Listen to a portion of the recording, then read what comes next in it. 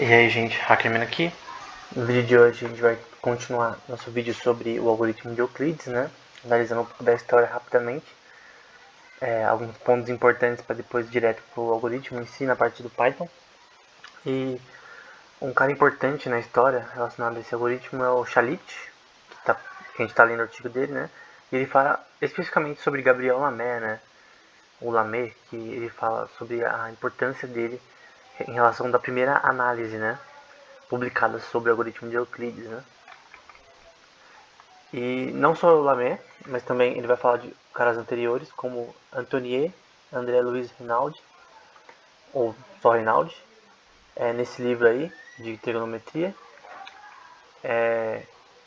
E aqui, por exemplo, ele está falando um pouco da história do Rinaldi, né? Ele dá a visão biográfica de cada autor, e ele vai falar que ele recebeu várias honras, doutor na Faculdade de Ciências em 1812, da Academia de Ciências e Belas Letras, poderia falar, né?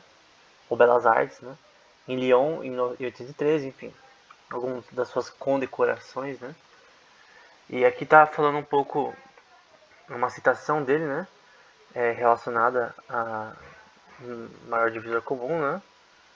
O número de, relacionado às divisões, né? Para você obter o maior divisor comum. Então, na parte em verde, vai falar relacionado tipo, imagina frações eu vou mostrar a imagem em si, né? Mas tem várias frações repetidas, né? Contínuas, né? Em que você analisa o resto do que está vendo só de uma forma contínua.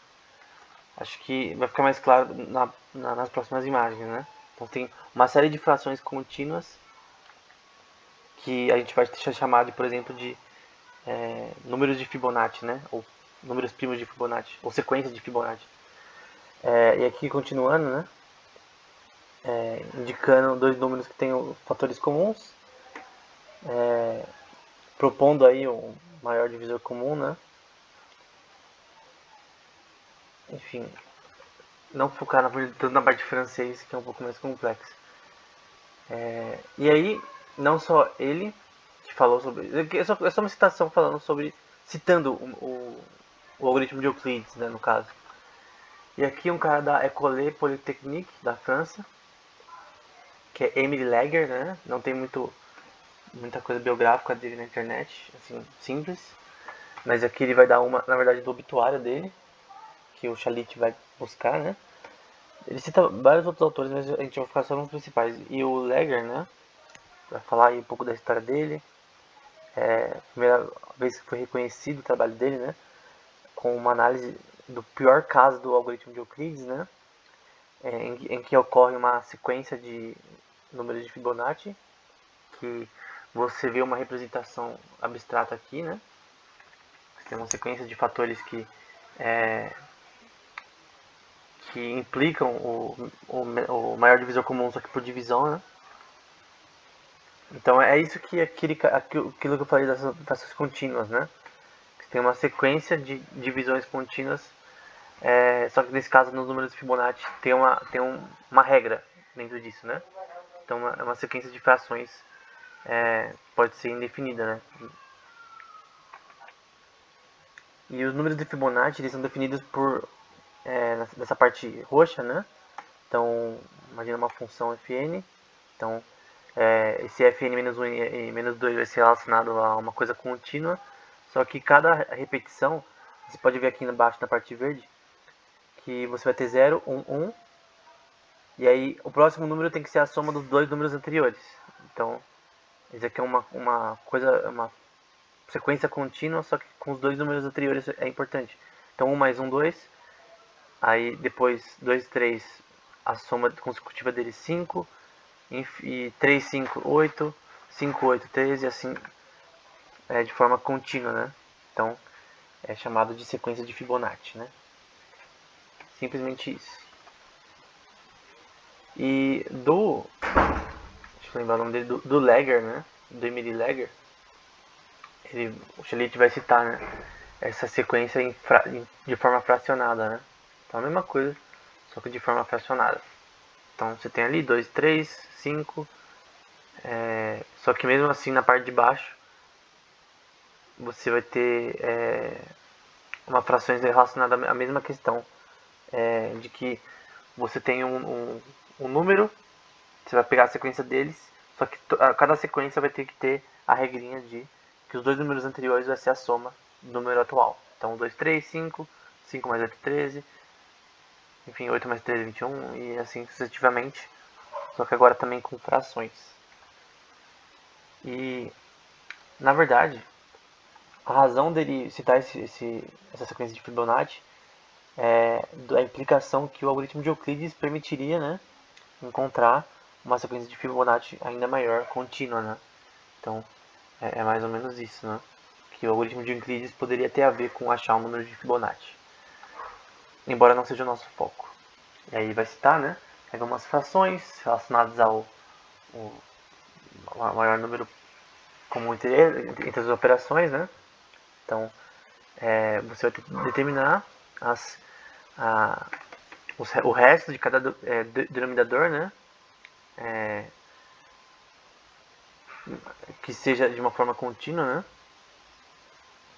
Então, o resto é relacionado a essas continhas sequenciais. Só que ele vai dizer que não é tão... Aqui está dizendo no Chalit, né? Tá falando que não tem uma prova total para isso, na época, pelo menos. Que isso iria causar, né? Ia chegar a um limite, né? Que você não poderia continuar, mesmo usando esse algoritmo de Euclides. E agora vamos para o algoritmo em si. Então, o algoritmo, esse é o padrão, é o que a gente viu naquele texto do número do elementos do Euclides, né? Que o original, o algoritmo de Euclides original é por subtração. Então você tem ali dois inputs, A e B, que vai ser o número que você vai colocar. A gente vai usar dois números específicos. E aqui você vai ter uma função GCD, maior divisor comum, né? Só que em inglês. A e B. Então se A é igual a B, retorne A. Se A é maior que B, retorne o menor divisor comum é A menos B. E se não, é B menos A, né? Enfim. E aí você vai printar isso daí, e nesse caso o resultado vai ser que, usando 252 e 125, o maior divisor comum é 1, né? Então, a gente teria que pôr mais coisas para realmente fazer esse algoritmo ficar mais, esse código ficar mais legalzinho, né? Porque tem números específicos que você tem que pôr para funcionar, que os números têm que ser primos e não podem ser divisíveis entre eles. Enfim, o por divisão é a mesma coisa, só que você põe ali na função, né? Se A mod B, o modular, né? Que a expressão para modular no Python é porcentagem. Então, se A modus B, então igual a zero, retorne B, enfim. Se não, também A mod B, e no fim, acha o mesmo resultado que antes. E por fim, o algoritmo de Euclides binário, que eu peguei desse site aqui, eu usei como base, né? Então, só coloquei só com if. Você poderia usar if também. Eu não vou explicar a parte geral aqui, mas basicamente é a mesma questão, só que isso daqui é para números maiores, né? Para números maiores. Então era isso. Espero que esse vídeo tenha sido útil. E no próximo vídeo sobre o algoritmo de Euclides, a gente vai ver as extensões desse algoritmo, né? E as mais recentes. Porque a gente não usa isso daqui na prática hoje, né? A gente vai usar coisas um pouco mais rápidas e um pouco mais eficientes. Mas o original é esse de subtração. Então é isso. Recomendo que você jogue Assassin's Creed Odyssey e veja a Biblioteca de Alexandria, porque é legal, é bem nostálgico. Então, até o próximo vídeo.